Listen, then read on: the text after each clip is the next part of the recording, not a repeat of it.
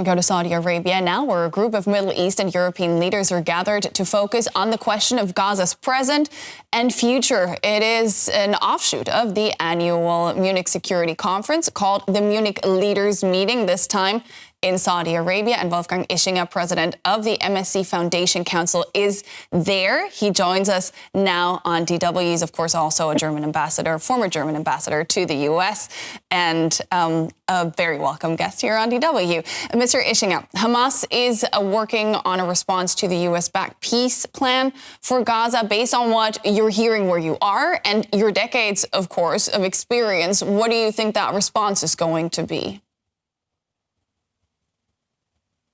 Well, I hope that it's not going to be a negative response. What I can tell you is that here in the Saudi desert, where we have convened a really impressive group of leaders from the region and beyond, Foreign Minister of France is here, Foreign Minister of Turkey is here, more than a dozen Arab leaders have come together.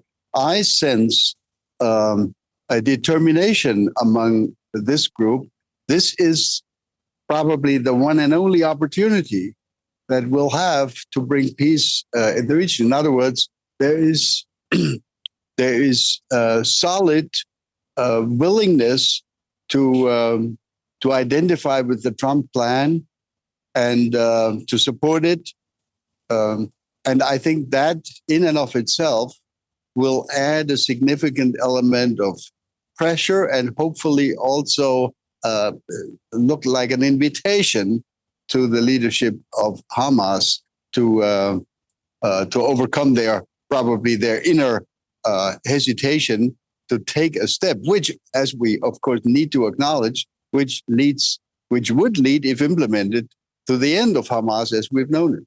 Yeah, the ball right now in Hamas's court, but in the days after the meeting between Donald Trump and Benjamin Netanyahu, we've seen the Israeli prime minister say Israel did, quote, absolutely not agree to a Palestinian state, that the IDF will remain in most of Gaza after the war. The plan as it stands today, as it is on the table there, so much riding on it, is it one that the Israeli government actually would be willing to implement?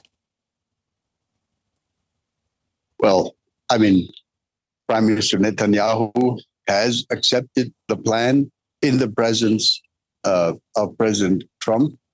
And quite frankly, for Israel, it's not such a happy perspective to be isolated, not only from, let's say, the Arab world and their supporters, but also from their one and true and longtime friend and supporter, the United States. So I think there's quite a bit at stake here.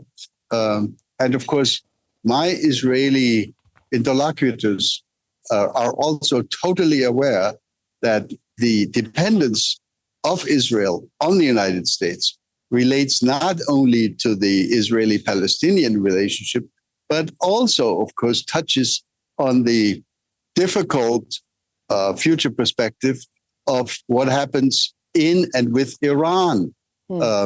If we assume that the nuclear problem has not been totally resolved, how is that particular issue going to be dealt with in the future if Israel and the United States don't look in the same direction? Yeah. In other words, there's a lot of stake here for Hamas on the one hand, but also for Israel. And let's hope that the combined pressure of European allies, of the United States, and of the regional leaders who have really demonstrated here in Al-Ula, in the Saudi desert, an impressive level, not only of coordination, but of willingness to make sure that this particular effort will not now be undone again by either inaction or sabotage. I actually want to take a closer look at their role. You talk about 12 Arab leaders there present at the meeting. The U.S. plan attributes great responsibility to regional players.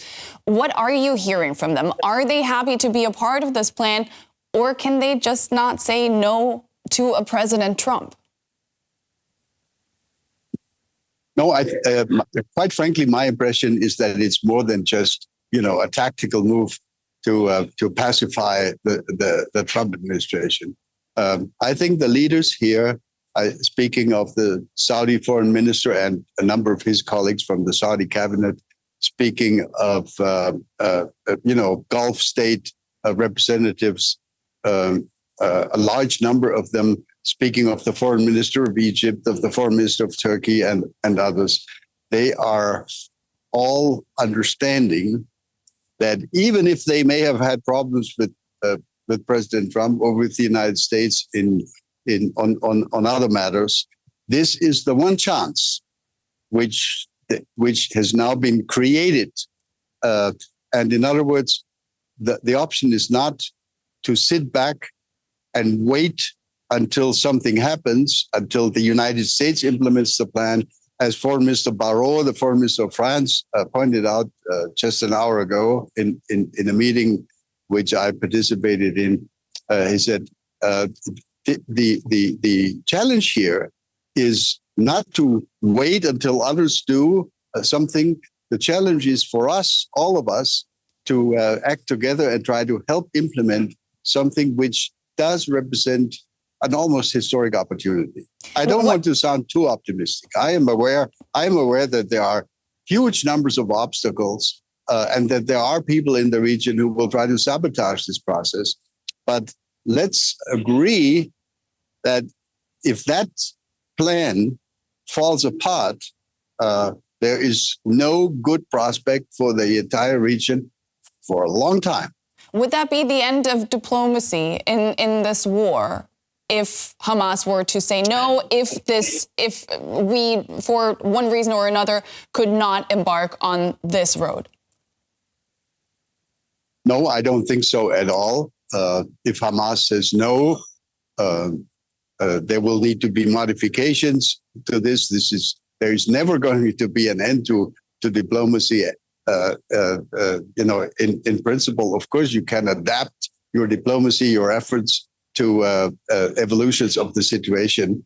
But we have not yet reached the point, have we, that Hamas has said no. I assume that Hamas may not come up with a full-fledged yes. They may come up with a yes, but. And of course, we've heard from certain Israeli representatives also that there is a yes, but, etc. That's what will make the implementation of this plan so complex, such a huge challenge, because as we know, the devil is in the detail, and the devil here is in the implementation. And if there are certain reservations on the Hamas side and certain reservations on the Israeli side, etc., that will require an even greater effort by the rest of the international community, including the countries of the region, to make sure that this opportunity does not go down the drain. What role should Germany and the EU as a whole play in offering support to this process? My answer to that is, let's try to rebuild what used to be called an EU policy on the Middle East. We have not even had the semblance of a combined, cohesive approach by the European Union to the region. We've had French foreign policy, German foreign policies, Swedish foreign policy, etc. This is disastrous. No wonder we're not respected as a group.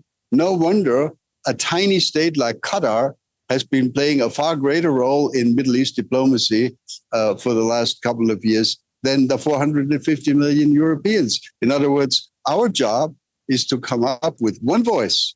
But it's not for lack of trying, is it? It's not for lack of trying. So how can the EU really find one voice that reverberates throughout the world on the issue of Gaza and the way forward for the region?